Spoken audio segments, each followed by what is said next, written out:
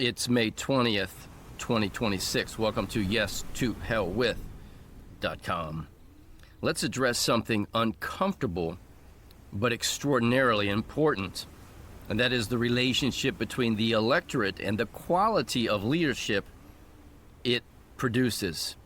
The founders of the American Republic believed deeply in self-government, but they also understood something many modern discussions avoid.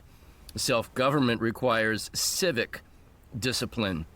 A republic cannot survive simply because elections exist.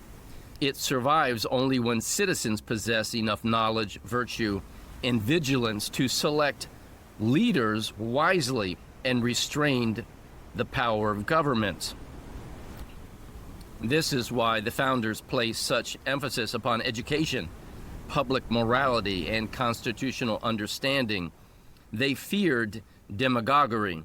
They feared manipulation.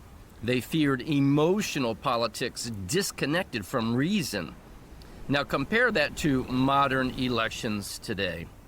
We see enormous portions of political culture driven by media cycles, viral clips, tribal partisanship, branding, outrage, and emotional spectacle.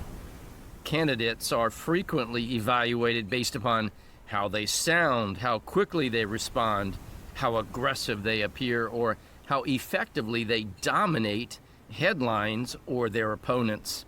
Meanwhile, far less attention is paid to constitutional literacy, philosophical depth, and understanding of Republican structure or historical knowledge. The result is that many office holders rise to power not because they are statesmen, but because they are effective political products within modern media systems. This creates a dangerous cycle. The electorate becomes less informed. Political messaging becomes simpler. Candidates become more performative. Substantive constitutional discourse disappears, and government itself becomes increasingly detached from the philosophical foundations of the American Republic. The founders feared precisely this kind of decline. They understood that liberty depends not merely upon written constitutions, but upon the character and understanding of the people themselves.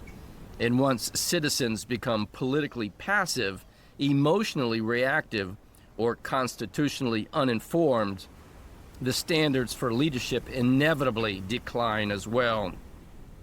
This is not an argument against the Republican government. It is an argument for civic seriousness, because freedom is difficult, self-government is difficult, and constitutional republics require populations capable of thinking beyond slogans and emotional manipulation. The tragedy of modern politics is not merely that poor leaders exist. Poor leaders have always existed. The deeper tragedy is that modern systems increasingly reward the qualities least associated with statesmanship: constant performance, media warfare, tribal division, and short-term emotional persuasion. And when that becomes normalized, republics slowly drift away from constitutional self-government and toward mass-managed political culture.